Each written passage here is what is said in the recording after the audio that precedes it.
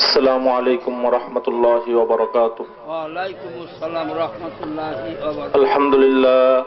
الحمد لله نحمده ونستعينه ونستغفره ونؤمن به ونتوكل عليه ونعوذ بالله من شرور أنفسنا ومن سيئات أعمالنا من يهده الله فلا مضل له ومن يضلله فلا هادي له وأشهد أن لا إله إلا الله وحده لا شريك له وأشهد أن سيدنا وسندنا وحبيبنا وطبيبنا وطبيب قلوبنا ومولانا محمد صلى الله تعالى عليه وعلى آله وأصحابه وبارك وسلم تسليما كثيرا.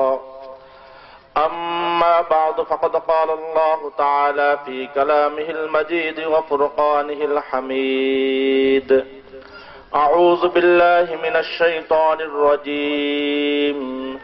بسم الله الرحمن الرحيم. وما أرسلناك إلا رحمة للعالمين. وقال رسول الله صلى الله تعالى عليه وسلم: الراحمون يرحمهم الرحمن تبارك وتعالى ارحموا من في الأرض يرحمكم من في السماء أو كما قال رسول الله صلى الله تعالى عليه وسلم.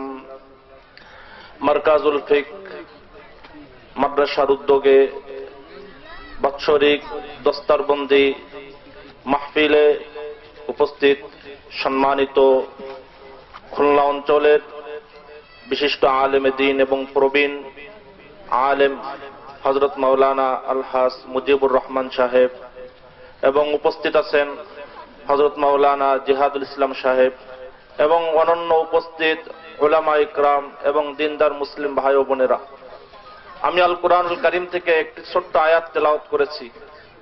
আয়াতটি ছোট্ট, কিন্তু এর মর্ম, এর উদ্দেশ্য, এর দ্বারা আল্লাহ তাআলা পৃথিবীর মানব জাতিকে যে বার্তা দিয়েছেন সেই বার্তাটি অত্যন্ত সুস্পষ্ট এবং পৃথিবীর মানুষের জন্য অত্যন্ত দিক নির্দেশনাপূর্ণ একটি বার্তা আল্লাহ তাআলা এই আয়াতের মাধ্যমে পুরা পৃথিবীর মানব জাতিকে পেশ করেছেন। আজকে সারা পৃথিবীতে একটি বড় সমস্যা, আজকে যারা প্রাচ্যবিদ অথবা যাদেরকে বলা হয় ওরিয়েন্টালিস্ট বা ওরিয়েন্টালিজম এবং মুস্তাশরিকুন, ইস্তেশরাকের যারা আন্দোলন করেছে সারা পৃথিবীতে, অর্থাৎ ইহুদি এবং খ্রিস্টান একটি দল, তারা ইসলামকে চর্চা করছে আজকে সারা পৃথিবীতে। আজকে আমাদের মুসলমানদের ভিতরে কোরআন হাদিসের যেমন চর্চা হয়, কোরআন নিয়ে যেমন গবেষণা হয়, হাদিস নিয়ে যেমন গবেষণা হয়, তদ্রূপভাবে ইহুদি এবং খ্রিস্টানদের ভিতরে একটা বিশাল দল আছে যারা এই কোরআন নিয়ে এবং হাদিস নিয়ে তারা সবসময় চর্চা করতে থাকে। তাদের এই চর্চার একটি বড় উদ্দেশ্য হল মুসলমানদেরকে এবং বিশ্ববাসীকে ইসলাম সম্পর্কে একটা বিভ্রান্তিকর তথ্য দেওয়া। তা হল যে ইসলাম এমন একটা ধর্ম যে ধর্মের ভিতরে মানবাধিকার নাই। ইসলাম এমন একটা ধর্ম যে ধর্মের ভিতরে মানুষের অধিকার বলতে কিছু নেই। ইসলাম ধর্মটা একটা বর্বর ধর্ম, ইসলাম ধর্মটা একটা উগ্র ধর্ম, ইসলাম ধর্মটা মানুষের প্রতি অমানবিক আচরণ করার একটা ধর্ম। এরকম একটা তথ্য তারা সারা পৃথিবীর মানুষকে বোঝাতে সক্ষম হয়েছে। এর ফল হয়েছে দুটা। একটা হলো যে পরিমাণ ইহুদি এবং খ্রিস্টান নতুন করে ইসলাম ধর্ম গ্রহণ করার কথা ছিল, আজকে সেই পরিমাণ মানুষ ইসলাম গ্রহণ করতেছে না তাদের এই বিভ্রান্তিকর তথ্যের কারণে, যে ইসলামকে তারা মানুষের সামনে একটা উগ্র এবং একটা বর্বর, একটা সাম্প্রদায়িক ধর্ম হিসেবে তারা মানুষের সামনে উপস্থাপন করেছে।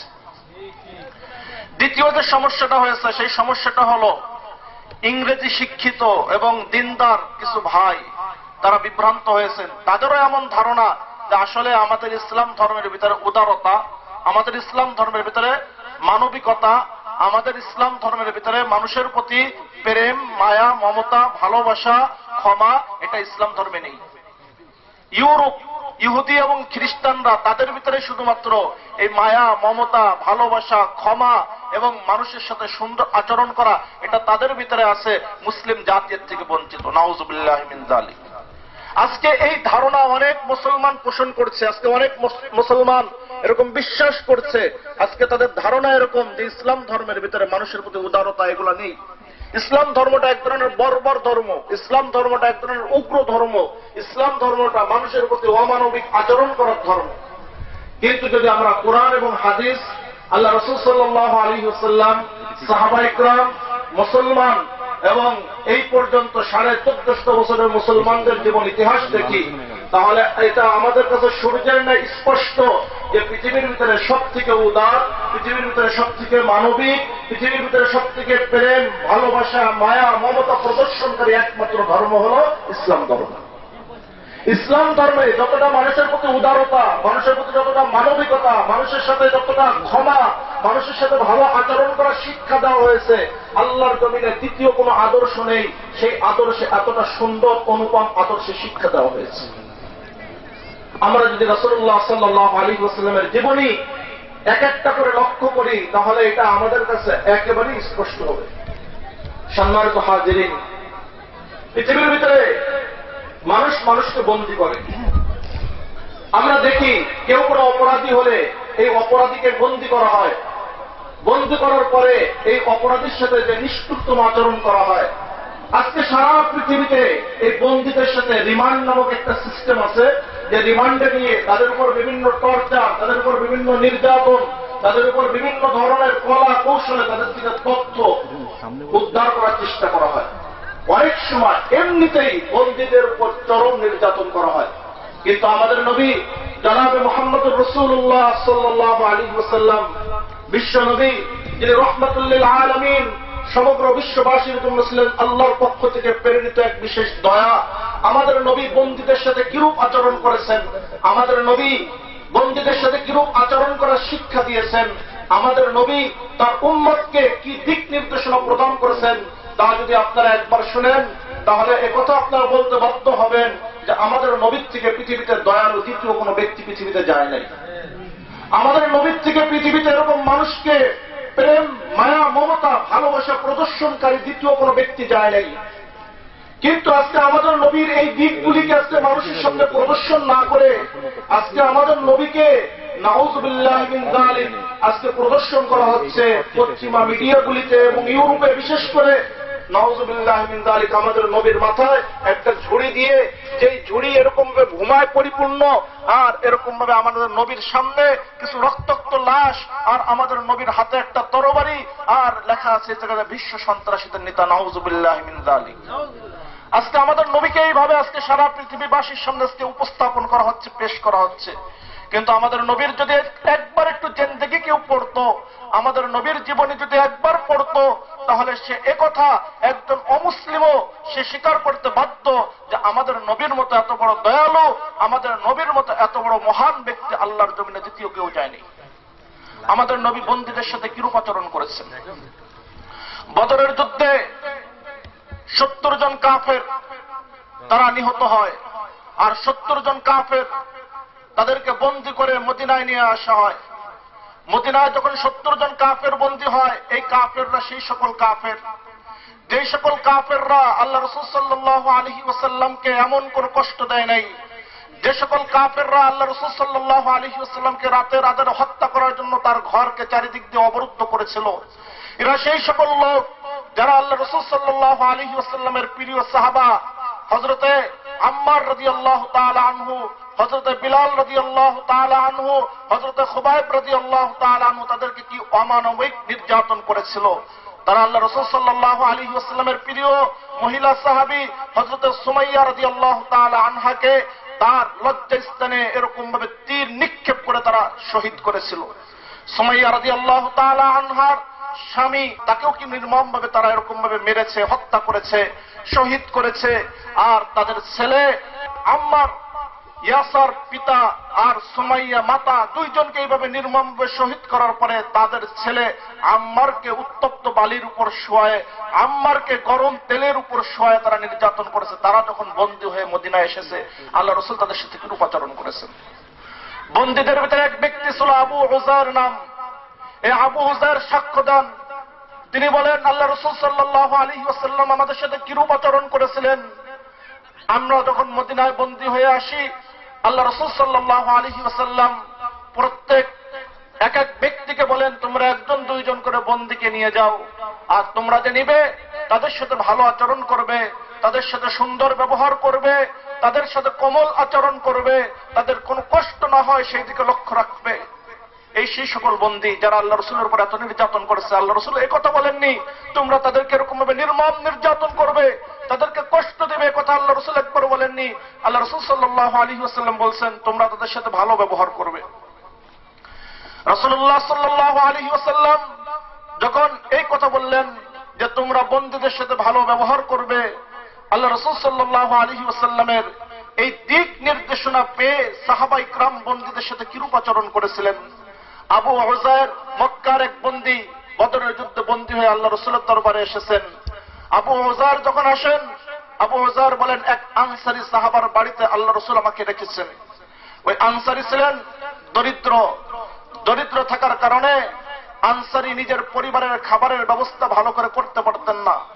কিন্তু এর ভিতরে আরেকজন বন্দী বেড়েছে, আবু উযার নামক এক বন্দী এসেছে যে কাফের। কিন্তু আবু উযার বলেন ওই পরিবারের লোকেরা প্রতিদিন যখন খাবারের সময় হইতো, যখন খাবার উপস্থিত হতো, তখন দেখতাম কিছু খেজুর আছে, রুটি আছে, গোশত আছে। রুটি আর গোশত আমাকে খেতে দিয়ে তারা খেজুর আর পানি খাচ্ছে। এই দৃশ্য দেখে আমি বললাম না, এটা হতে পারে না। আমি একজন বন্দী, আমি খাবো রুটি গোশত, আর তোমরা বাড়ির মালিক, তোমরা খাবা খেজুর আর পানি, এটা হতে পারে না।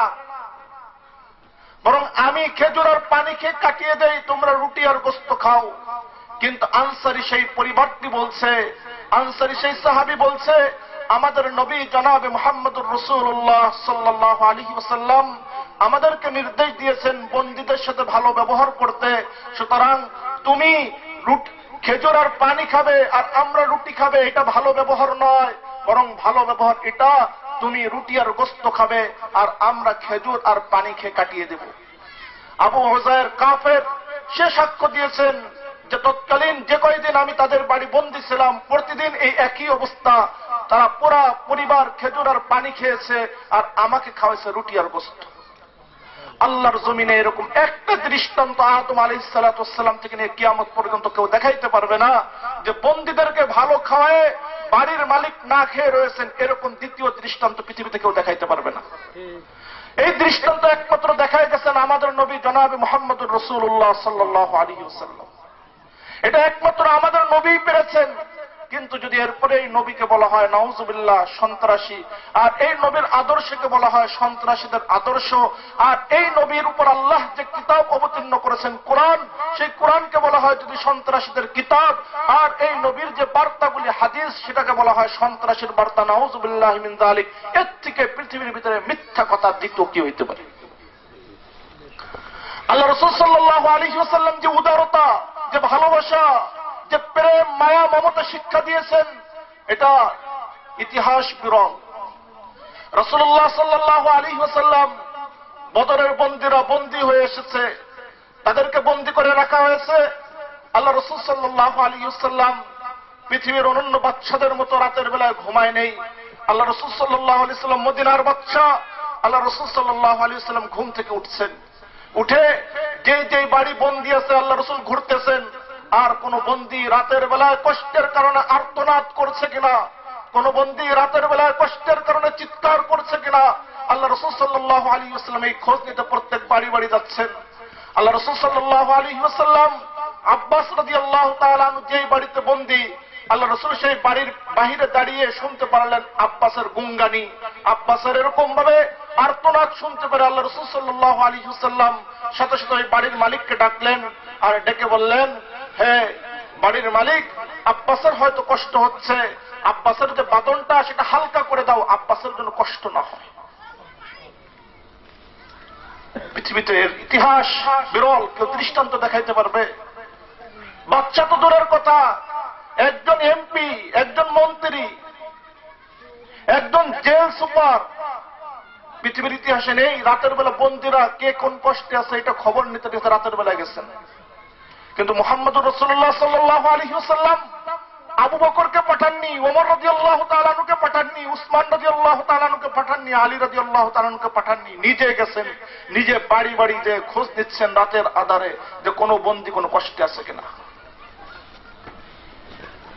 রাসূলুল্লাহ সাল্লাল্লাহু আলাইহি ওয়াসাল্লাম এত উদার, আল্লাহ রাসূল সাল্লাল্লাহু আলাইহি ওয়াসাল্লাম এত মানবিক, আল্লাহ রাসূল সাল্লাল্লাহু আলাইহি ওয়াসাল্লাম এত প্রেমী, আল্লাহ রাসূল সাল্লাল্লাহু আলাইহি ওয়াসাল্লাম এত মহব্বত ভালোবাসা প্রদর্শনকারী ছিলেন, আপনি কল্পনা করতে পারবেন না। আল্লাহ রাসূল সাল্লাল্লাহু আলাইহি ওয়াসাল্লামের দরবারে একবার বন্দী হয়ে আসে ইয়ামামার বাচ্চা সুমামা। ইয়ামামার বাচ্চা যখন সুমামা আল্লাহ রাসূল সাল্লাল্লাহু আলাইহি ওয়াসাল্লামের দরবারে বন্দী হয়ে এসেছে, আল্লাহ রাসূল সাল্লাল্লাহু আলাইহি ওয়াসাল্লাম সুমামাকে মসজিদে নববীর ভিতরে রেখে দিতে বলেছেন। সাহাবা ইকরাম সুমামাকে মসজিদে নববীর ভিতরে আটকে রেখেছেন। আল্লাহ রাসূল সাল্লাল্লাহু আলাইহি ওয়াসাল্লাম নামাজ পড়তে যাচ্ছেন। সুমামাকে জিজ্ঞাসা করলেন, হে সুমামা, তুমি কেমন অবস্থায় আছো?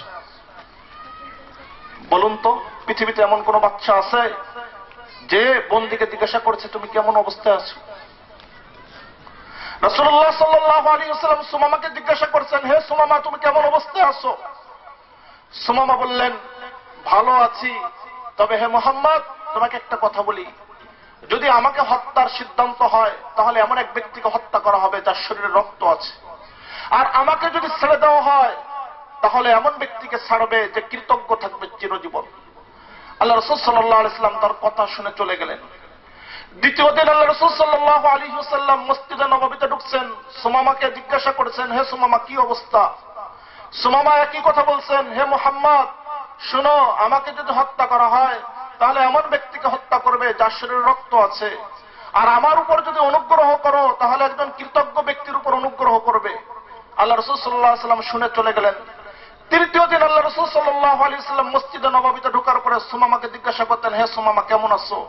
সুমামা বললেন, ভালো আছি, তবে মুহাম্মদ, যদি আমাকে হত্যা করো তাহলে রক্ত বিশিষ্ট একটা প্রাণীকে হত্যা করবে, আর যদি অনুগ্রহ করো কৃতজ্ঞ এক ব্যক্তির প্রতি অনুগ্রহ করবে। আল্লাহ রাসূল সাল্লাল্লাহু আলাইহি ওয়াসাল্লাম কিছুক্ষণ পর বললেন, যাও সুমামা, তুমি মুক্ত।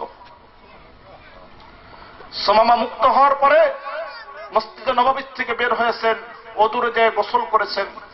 গোসল করে এসে আল্লাহ রাসূল সাল্লাল্লাহু আলাইহি ওয়াসাল্লামের সামনে সে কালেমা পড়তেছেন, আশহাদু আল্লা ইলাহা ইল্লাল্লাহু ওয়া আশহাদু আন্না মুহাম্মাদান আবদুহু ওয়া রাসূলুহু।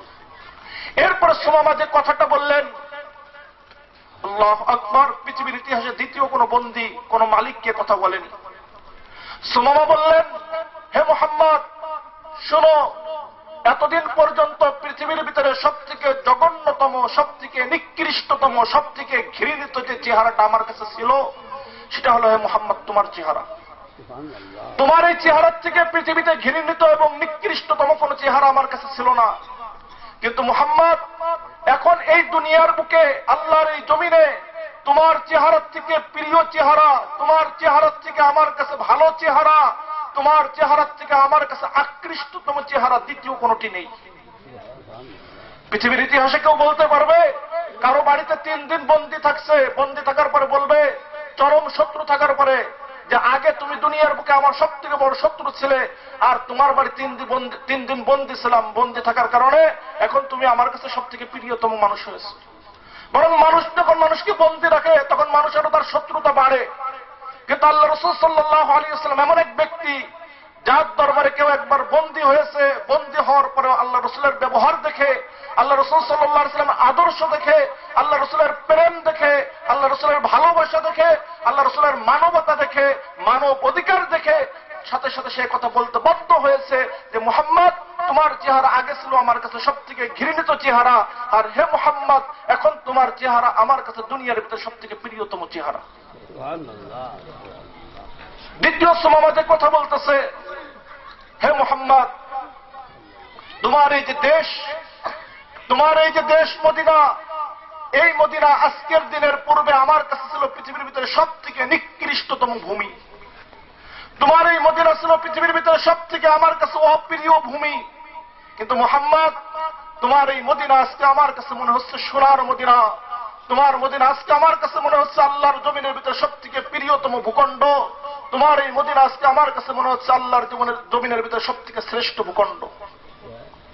আল্লাহ রাসূলের দরবারে পৃথিবীতে এমন কেউ বলতে পারবে, কোন এক কারাগারে বন্দী রয়েছে, বন্দী থাকার পরে বলতেছে যে হ্যাঁ এই কারাগারটা পৃথিবীর ভিতরে সব থেকে ভালো কারাগার, এখানে ঠিক আছে মানুষ আরামে থাকে কারাগার।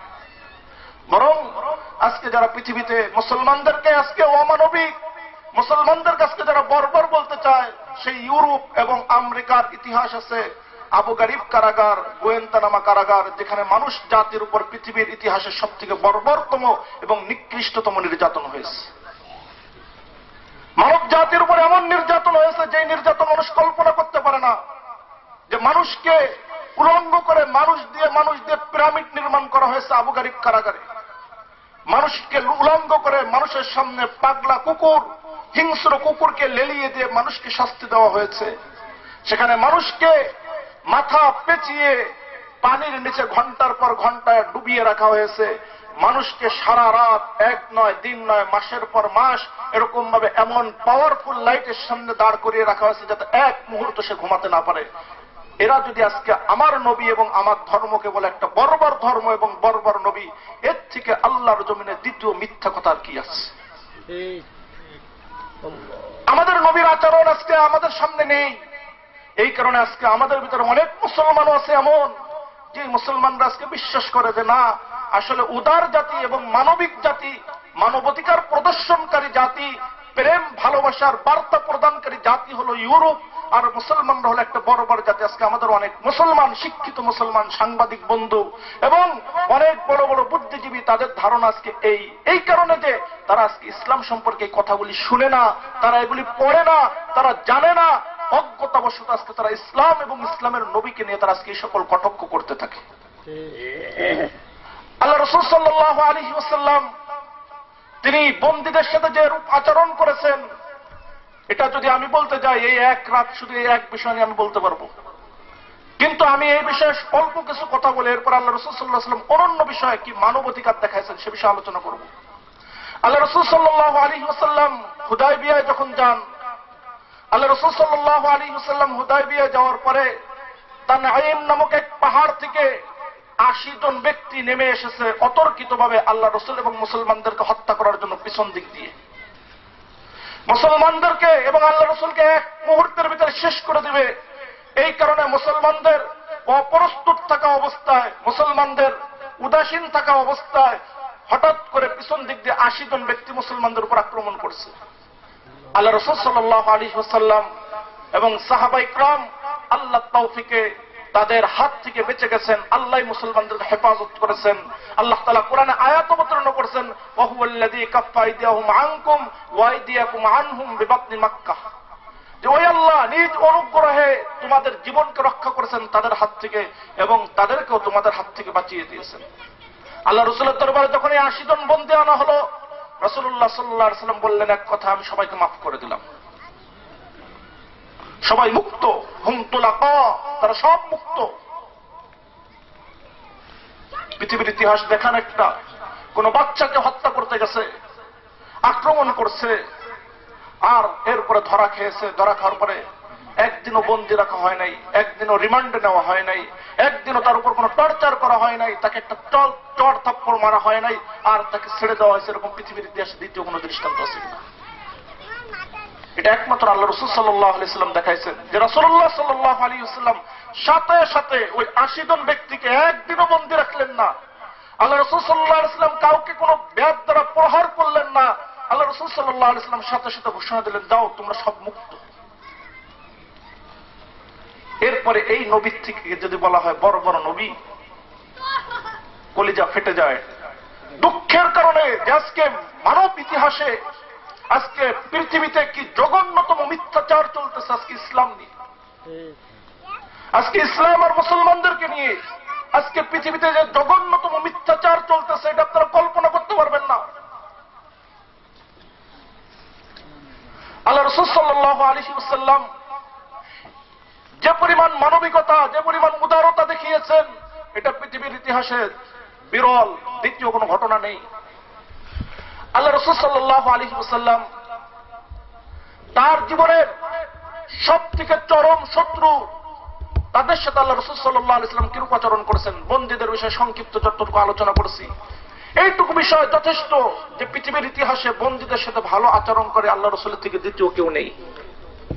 আল্লাহ রাসূল সাল্লাল্লাহু আলাইহি ওয়াসাল্লাম তার জীবনের সব থেকে চরম শত্রু যারা ছিল রাসূলুল্লাহ সাল্লাল্লাহু আলাইহি ওয়াসাল্লাম তাদের সাথে কিরূপ আচরণ করেছেন। আল্লাহ রাসূল সাল্লাল্লাহু আলাইহি ওয়াসাল্লামের মক্কার জীবনের সব থেকে বড় শত্রুকে আবু জাহেল। এটা তো আপনারা সবাই জানেন না, কেটে জানা নাই। আল্লাহ রাসূলের মক্কার জীবনের সব থেকে বড় শত্রু হলো আবু জাহেল, ছিল আবু সুফিয়ান, উমাইয়া বিন খালফ। বড় বড় শত্রু ছিল উতবা, শাইবা, রবিয়া। এদের প্রত্যেকের সাথে আল্লাহ রাসূল সাল্লাল্লাহু আলাইহি ওয়াসাল্লাম যে আচরণ করেছেন, আল্লাহর জমিনে কোন মানুষের পক্ষে এরূপ আচরণ করা সম্ভব নয়। আবু জাহেল বদরের যুদ্ধে মারা গেল। উমাইয়া সেও বদরের যুদ্ধে মারা গেল। আবু জাহেল এবং উমাইয়ার দুই ছেলে, আবু জাহেলের ছেলে ইকরামা বিন আবি জাহেল আর উমাইয়ার ছেলে সফওয়ান, দুইজন প্রতিজ্ঞাবদ্ধ হল যে করে হোক ইসলামকে এবং মুসলমানদেরকে এবং মুহাম্মদ সাল্লাল্লাহু আলাইহি ওয়াসাল্লামকে দুনিয়া থেকে খতম করতেই হবে। এই কারণে উহুদের যুদ্ধে এক পর্যায়ে যখন মুসলমানরা বিজয় লাভ করল, বিজয় লাভ করার পরে এরপরে কিছু সাহাবা একটু তাদের যেখানে দায়িত্ব দেওয়া হয়েছিল সেখান থেকে তারা সরে গেলেন। সরে যাওয়ার পরে উমাইয়ার ছেলে সফওয়ান সে পিছন দিক দিয়ে আক্রমণ করল। আক্রমণ করার কারণে সফওয়ান এবং খালিদ বিন ওলীদ 70 জন সাহাবা জায়গায় শাহাদত বরণ করলেন। আল্লাহ রাসূল সাল্লাল্লাহু আলাইহি ওয়াসাল্লামের দুটি দাঁত দান মুবারক শহীদ হল। রাসূলুল্লাহ সাল্লাল্লাহু আলাইহি ওয়াসাল্লাম মাথা এবং সারা শরীরে এত আঘাতপ্রাপ্ত হলেন, আল্লাহ রাসূল সাল্লাল্লাহু আলাইহি ওয়াসাল্লাম একটা গর্তের ভিতরে পড়ে গেলেন। এই সফওয়ান এত আক্রমণ করার পরে মুসলমানদেরকে এরপরে সে মক্কার থেকে এক লোককে পাঠালো আল্লাহ রাসূল সাল্লাল্লাহু আলাইহি ওয়াসাল্লামকে হত্যা করার জন্য। কাবা গৃহের ভিতরে, বাইতুল্লাহর ভিতরে এক ব্যক্তির সাথে সে চুক্তি করেছে। এই চুক্তি যে তোমার একটা কাজ, সেটা হলো তুমি মুহাম্মদকে হত্যা করে আসবে। মুহাম্মদকে যদি তুমি হত্যা করতে পারো তাহলে তোমার এবং তোমার পরিবারের যত খরচ আছে মৃত্যু পর্যন্ত সব আমি বহন করব। দ্বিতীয়, তুমি অনেক ঋণী ব্যক্তি, তোমার সমস্ত ঋণ পরিশোধের দায়িত্ব আমি নিলাম, কিন্তু কাজ একটা, সেটা হলো মুহাম্মদকে হত্যা করা। সফওয়ান আল্লাহর ঘর কাবার ভিতরে চুক্তি করতেছে আল্লাহর নবীকে দুনিয়ার থেকে বিদায় করার। এরপরে চুক্তি অনুপাতে সে মদিনায় গেল, যে বড় এক ছুরি নিয়ে জামার নিচে আল্লাহ রসুলের পাশে পৌঁছে গেছে। আল্লাহ রসুল সাল্লাল্লাহু আলাইহি ওয়াসাল্লাম এখন হত্যা করবে। আল্লাহ রসুল সাল্লাল্লাহু আলাইহি ওয়াসাল্লাম কে আল্লাহ তাআলা ওহীর মাধ্যমে জানালেন যে হে মুহাম্মদ, তোমাকে হত্যা করার জন্য এই চেষ্টা করতেছে। আল্লাহ রসুল সাল্লাল্লাহু আলাইহি ওয়াসাল্লাম তখন তাকে বুকের উপর হাত দিয়ে বললেন, কি সফওয়ানের সাথে ওই কাবা গৃহের মাঝখানে কি চুক্তি করে এসেছে? এই শোনার সাথে সাথে তার হৃদয় কেঁপে উঠল। কাবা গৃহের ভিতরে যখন চুক্তি হয় সফওয়ানের সাথে, তখন আমি আর সফওয়ান ছাড়া দ্বিতীয় কেউ ছিল না। মুহাম্মদ মদিনার থেকে সেই কথা কিভাবে জানলো? নিশ্চয়ই মুহাম্মদ আল্লাহর রসুল। সাথে সাথে তার হৃদয় কেঁপে উঠল, বলল, হ্যাঁ মুহাম্মদ, এসেছিলাম তোমাকে হত্যা করার জন্য, কিন্তু আমার এখন বিশ্বাস তুমি আল্লাহর নবী, আমি তোমার উপর ঈমান আনছি। আল্লাহ রাসূল সাল্লাল্লাহু আলাইহি ওয়াসাল্লামের উপর সে ঈমান আনলো, ইসলাম গ্রহণ করলো। মক্কা যখন বিজয় হয়, মক্কা বিজয়ের পরে এই সফওয়ান আল্লাহ রসুলকে মারার জন্য আবার চক্রান্ত করে এবং সর্বশেষ মুসলমানদের উপর বড় আক্রমণ সে করে। যখন সে পরাজিত হয়ে পালিয়ে যায়, পালিয়ে গেছে যে সে আরব সাগরে আত্মহত্যা করবে। যে আরব সাগরে যে সমুদ্রের মাঝখানে লাফ দিয়ে নিজে আত্মহত্যা করে লোহিত সাগরে, সে চলে গেছে এই উদ্দেশ্যে যে নিজের জীবনকে শেষ করে দেবে। কিন্তু আল্লাহ রাসূল সাল্লাল্লাহু আলাইহি ওয়াসাল্লাম এই ব্যক্তির সাথে যে আচরণ করেছেন, ইতিহাস বিরল, আল্লাহর জমিনে দ্বিতীয় কেউ এরকম আচরণ করতে পারে নাই। আল্লাহ রাসূল সাল্লাল্লাহু আলাইহি ওয়াসাল্লাম বাইতুল্লাহর পাশে বসে আছেন। আল্লাহ রাসূল সাল্লাল্লাহু আলাইহি ওয়াসাল্লামকে এসে সেই বন্ধু সফওয়ানের বন্ধু এসে বলল, ইয়া রাসূলুল্লাহ, সফওয়ান সব কিছু থেকে নিরাশ হয়ে এখন সে লোহিত সাগরে ডুব দিয়ে আত্মহত্যা করার জন্য ইয়া রাসূলুল্লাহ দৌড়াচ্ছে, আপনি সফওয়ানকে নিরাপত্তা দিন। আল্লাহ রাসূল সাল্লাল্লাহু আলাইহি ওয়াসাল্লাম ইতিপূর্বে ঘোষণা করেছিলেন সফওয়ানকে যেখানে পাওয়া যাবে সেখানে তোমরা হত্যা করে ফেলবে। এমনকি সে যদি কাবার গিলাফ ধরে এরকম ঝুলে থাকে তারপরে হত্যা করবে, কারণ এর থেকে বড় অপরাধী কেউ নেই। পৃথিবীতে এখন অনেকের মাথার মূল্য ঘোষণা করা হয় যে অমুকরে যেখানে পাওয়া যাবে, মৃত্যু হোক জীবিত হোক, তার মাথা দিতে পারলে এত টাকা দেওয়া হবে, এত ডলার দেওয়া হবে। তা আল্লাহ রাসূল সাল্লাল্লাহু আলাইহি ওয়াসাল্লাম, সফওয়ান এত বড় অপরাধী ছিল, আল্লাহ রাসূল সাল্লাল্লাহু আলাইহি ওয়াসাল্লাম ঘোষণা করলেন সফওয়ান সে যদি বাইতুল্লাহর গিলাফ ধরে ঝুলে থাকে তারপরে সফওয়ানকে হত্যা করবে তোমরা, সাহাবাদেরকে বললেন। কিন্তু যখন আল্লাহ রাসূলকে এই কথা শোনানো হলো যে সফওয়ান আত্মহত্যা করার জন্য সমুদ্রে ঝাঁপ দিয়ে মরার জন্য দৌড়াচ্ছে, আল্লাহ রাসূল সাল্লাল্লাহু আলাইহি ওয়াসাল্লামের কাছে নিরাপত্তা চাওয়া হলো। আল্লাহ রাসূল সাল্লাল্লাহু আলাইহি ওয়াসাল্লাম সাথে সাথে বললেন হুয়া আমিন, সে নিরাপদ, যাও তাকে মাফ করে দিলাম। পৃথিবীর ইতিহাস দেখাইতে পারবে কেউ? আল্লাহ রাসূল সাল্লাল্লাহু আলাইহি ওয়াসাল্লাম সাথে সাথে ঘোষণা দিলেন হুয়া আমিন, সে নিরাপদ, তার অপরাধ সব মাফ করে দিলাম, ক্ষমা করে দিলাম।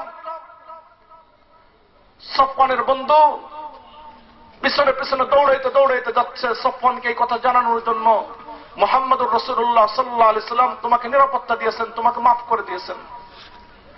আল্লাহ রাসূল সাথে সাথে এই কথাও বলে দিলেন যাও, সফওয়ানকে শুধু নিরাপত্তা দিলাম তা নয়, সফওয়ানকে বলো এই মক্কায় আসতে, আবার মক্কায় এসে 2 মাস সে ঘুরুক, দেখুক সবকিছু, দেখার পরে যদি ভালো লাগে মুসলমান হোক, মুসলমান হলে অন্যান্য মুসলমানদের যে অধিকার সেও তাই পাবে। আর যদি তার মনে চায় যে না ইসলাম গ্রহণ না করবে, তার ইচ্ছা যেখানে যাক চলে যাক, আমরা তাকে কিছু বলবো না।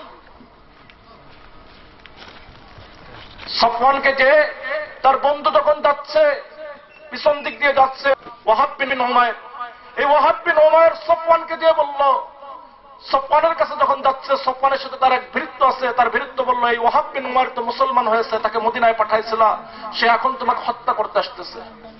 সফওয়ান তখন বলল আস্তে আস্তে তাকে আসতে দাও। যখন ওয়াহাব বিন উমাইর সফওয়ানের কাছে গেল, সফওয়ানকে বলল হে সফওয়ান, আমি তোমার কাছে পৃথিবীর ভিতরে সব থেকে ভালো ব্যক্তি, পৃথিবীর ভিতরে সব থেকে মানুষের উপর উদার এবং নৈতিক এবং মানবাধিকার প্রদর্শনকারী ব্যক্তির কাছ থেকে এসেছি। হে সফওয়ান শোনো, আল্লাহ রাসূল তোমাকে নিরাপত্তা দিয়েছেন। সফওয়ানের বিশ্বাস হচ্ছে না।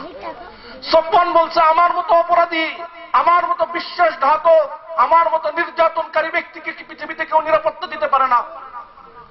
এটা অবিশ্বাস্য, আমাকে মাপ পৃথিবীর কোন মানুষ করতে পারে না। কিন্তু ওয়াহাব বিন উমাইর বললেন না, মুহাম্মদুর রাসূলুল্লাহ সাল্লাল্লাহু আলাইহি ওয়াসাল্লাম তোমাকে মাফ করছেন, তোমাকে নিরাপত্তা দিয়েছেন। সফওয়ান তখন বলল আমার বিশ্বাস হচ্ছে না, প্রমাণ দেখাও।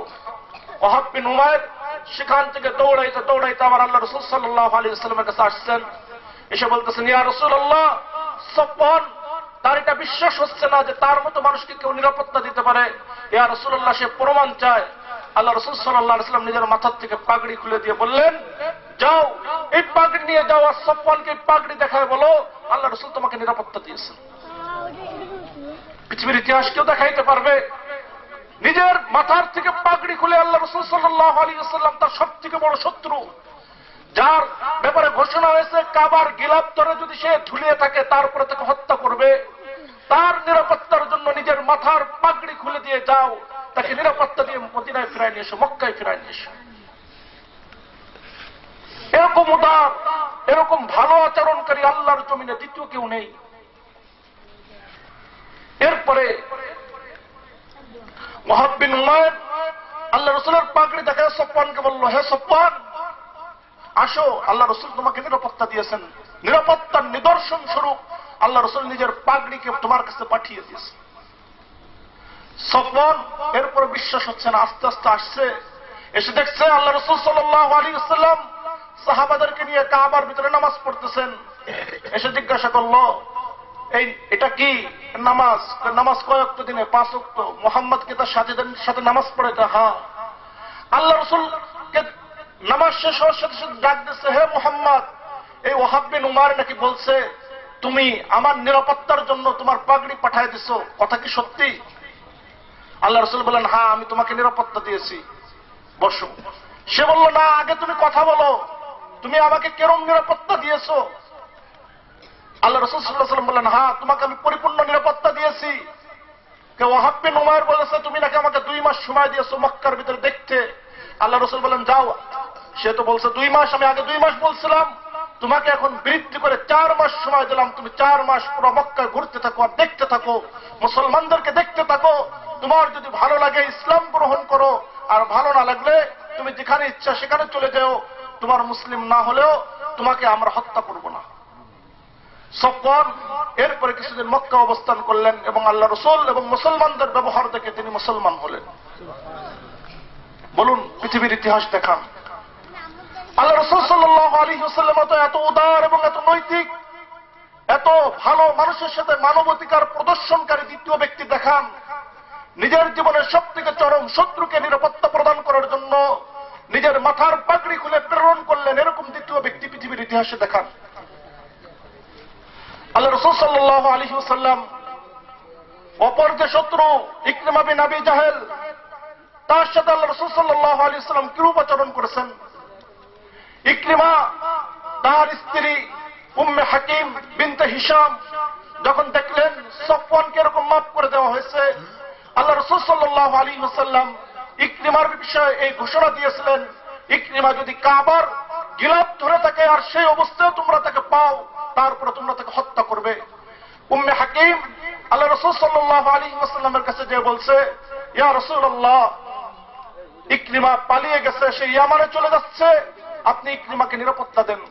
আল্লাহ রাসূল সাল্লাল্লাহু আলাইহি ওয়াসাল্লাম বললেন, হুয়া আমিন, যাও, সে নিরাপদ।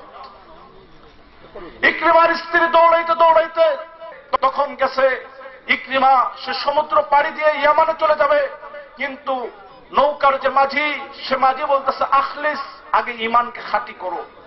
ইকরিমা বলতেছে মা আখলিস, আখলাসু, আমি কি খাঁটি করব, ঈমানকে, এই ঈমানের জন্য আর এই কালেমার জন্যই তো মক্কা থেকে পালিয়ে আসলাম। মাঝি বলছে যে ইয়ামানে যাচ্ছ, এই ইয়ামানও আজকে কালিমার দেশ, এখানেও মুসলমানদের দেশ। ইকরিমা হতাশ। ইতিমধ্যে পিছন দিক দিয়ে উম্মে হাকিম এসে বলছে তোমাকে মুহাম্মদ সাল্লাল্লাহু আলাইহি ওয়াসাল্লাম নিরাপত্তা দিয়েছেন। ইকরিমা এরপরে সে আল্লাহ রাসূল সাল্লাল্লাহু আলাইহি ওয়াসাল্লামের দরবারে এসেছে, আল্লাহ রাসূল সাল্লাল্লাহু আলাইহি ওয়াসাল্লাম তাকে মাফ করছেন। এইভাবে আল্লাহ রাসূল সাল্লাল্লাহু আলাইহি ওয়াসাল্লাম মক্কা বিজয়ের পরে তার সব থেকে চরম চরম শত্রু যারা ছিল, আল্লাহ রাসূল সাল্লাল্লাহু আলাইহি ওয়াসাল্লাম তাদের সবাইকে মাফ করছেন। পৃথিবীর ইতিহাস দেখান দ্বিতীয়টা, পৃথিবীর ইতিহাসের নজির দেখান। মদিনার জীবনে আল্লাহ রাসূলের সব থেকে বড় শত্রু আব্দুল্লাহ বিন উবাই বিন সালুল।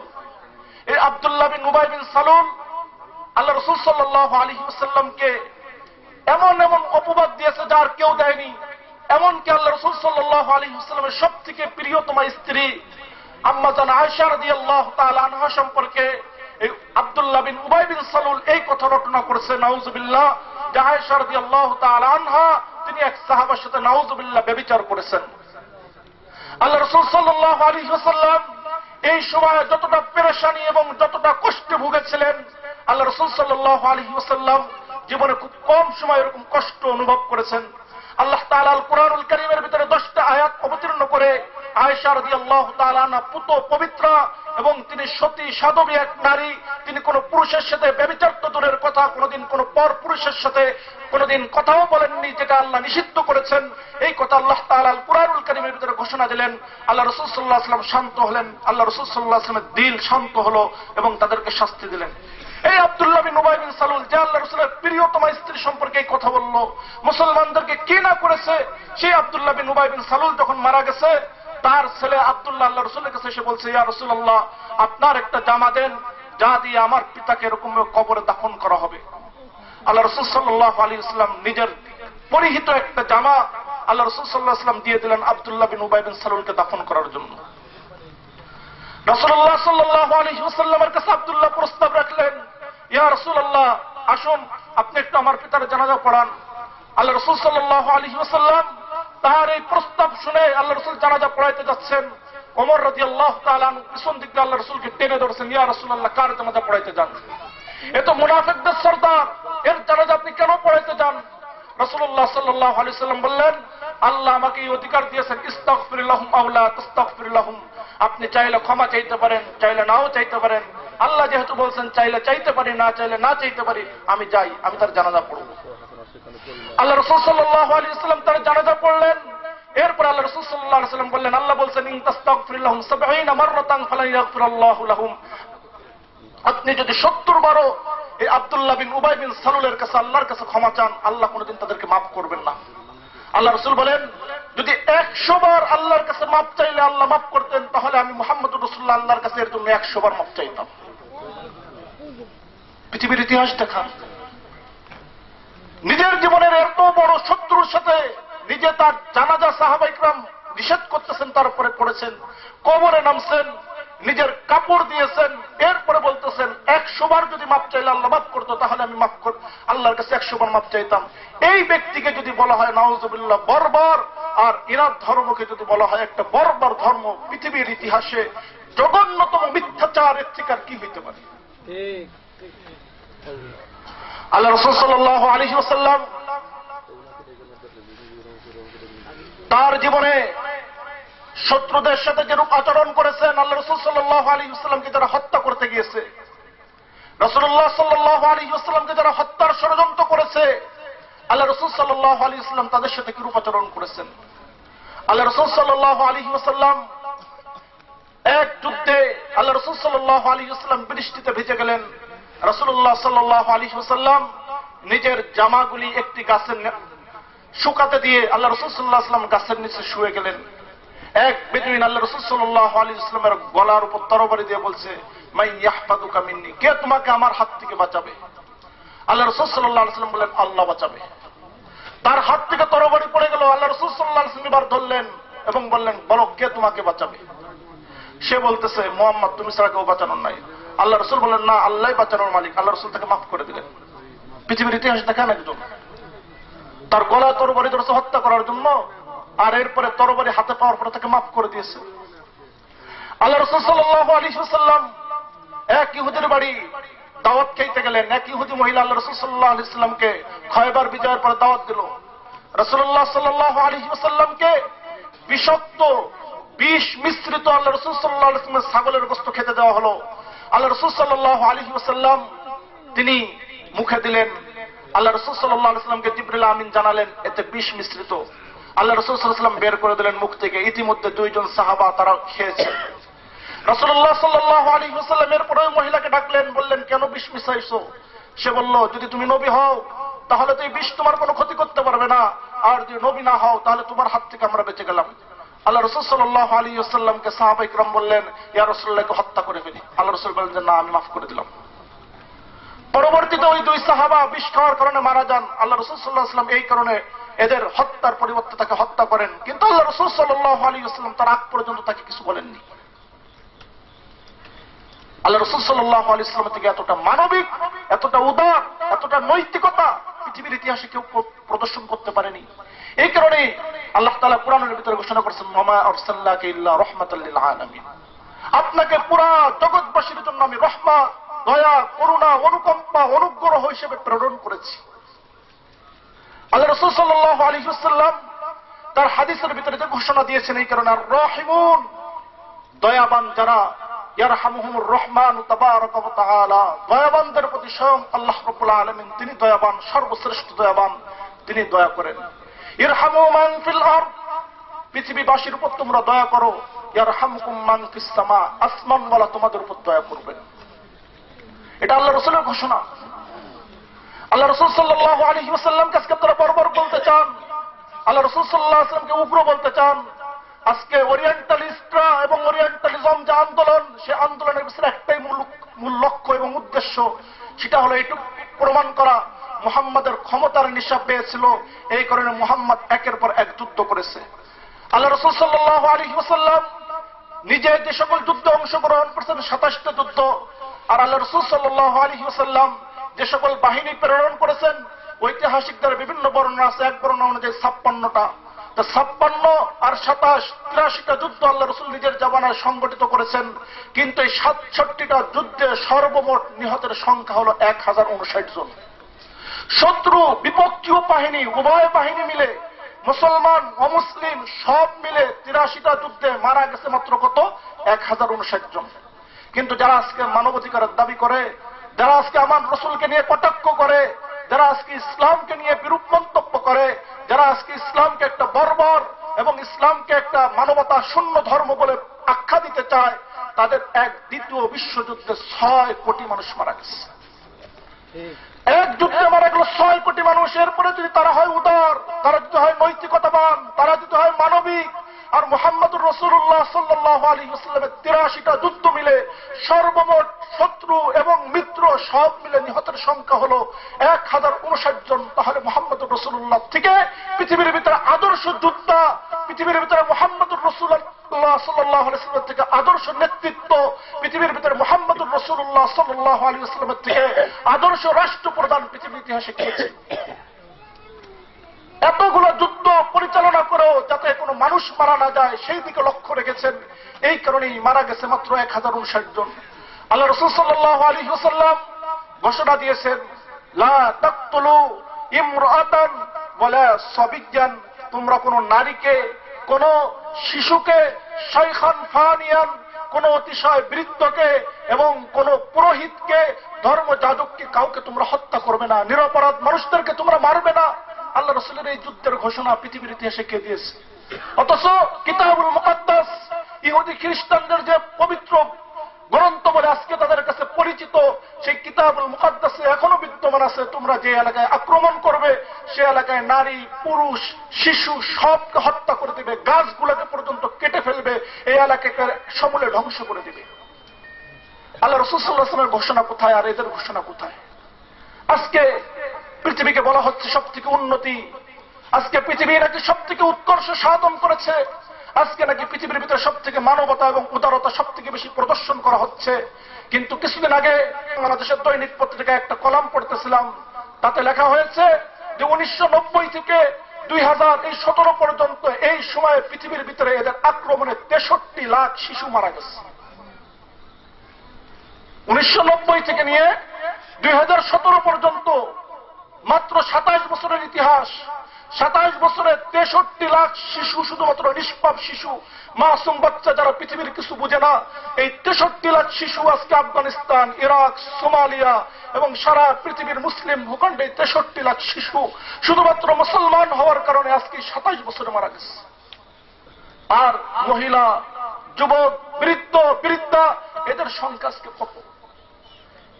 এরপরে যদি তারা আজকে দাবি করে তারা মানবিক, তারা উদার, আর মুসলমানরা একটা বর্বর জাতি, হিংস্র জাতি, এই কথা শুনলে দুঃখে কলিজা ফেটে যাওয়া ছাড়া আর করার কিছু নাই। আজকে সব থেকে বড় সমস্যা হয়েছে, আজকে মিডিয়া শক্তি তাদের হাতে। পৃথিবীতে 6টা কোম্পানি আছে বড় বড়, তারা পুরা পৃথিবীর 95% মিডিয়াকে নিয়ন্ত্রণ করে, পুরা ওয়ার্ল্ডের 95% মিডিয়াকে নিয়ন্ত্রণ করে মাত্র 6টা ব্যক্তি, আর এই 6 জন হলো ইহুদি। পুরো ওয়ার্ল্ডে আমাদের এই যে মনে করেন যে ঠিক আছে পূর্বাঞ্চল এবং পত্রিকাগুলো, এগুলো আন্তর্জাতিক মিডিয়ার ভিতরে, আমাদের দেশের যে পত্রিকাগুলো এগুলো অধিকাংশ আন্তর্জাতিক মিডিয়ার ভিতরে না। বিবিসি, সিএনএন, আল জাজিরা এবং এরকম যত পত্রিকা আছে এবং মিডিয়া আছে, ইলেকট্রনিক মিডিয়া এবং প্রিন্ট মিডিয়া, এর 95% মিডিয়াকে নিয়ন্ত্রণ করে ইহুদিরা।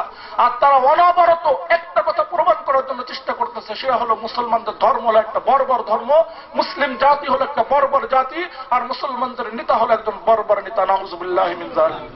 কিন্তু সময় থাকলে বা অন্য সময় আল্লাহ তাআলা তৌফিক দিলে আমি এটা আপনাদের সামনে একটা পাঠ মাত্র বলছি। আমাদের নবী মুহাম্মদুর রাসূলুল্লাহ পৃথিবীর ভিতরে সব থেকে উদার, সব থেকে মানবিক। আর 2টা পাঠ যে মুসলমান পৃথিবীর ভিতরে সব থেকে উদার জাতি, আর মুসলমানদের ধর্ম সব থেকে উদার এবং নৈতিকতা সম্পন্ন ধর্ম, এটা সময় থাকলে ইনশাআল্লাহ অন্য সময় আল্লাহ তাআলা তৌফিক দিলে এই 2 বিষয়ে আলোচনা করব। আল্লাহ তাআলা এদের এই যে প্রোপাগান্ডা, এদের এই যে ষড়যন্ত্র এবং সারা পৃথিবীতে মুসলমানদেরকে নিধন করার জন্য যে এই যে একটা বাক্য তারা শিখেছে, মুসলিমরা অনৈতিক, তারা বর্বর, আর এই ধোয়া দিয়ে আজকে মুসলমানদেরকে একের পর এক হত্যা করছে। আল্লাহ তাআলা তাদের এই ষড়যন্ত্রকে মুসলিম জাতির বুদ্ধিজীবী, মুসলিম জাতির শিক্ষিত এবং মুসলিম জাতির নেতৃত্ব স্থানীয় ব্যক্তিদেরকে বুঝার এবং তাদেরকে এটা অনুধাবন করার এবং এর বিরুদ্ধে পদক্ষেপ গ্রহণ করার তৌফিক দান করুন।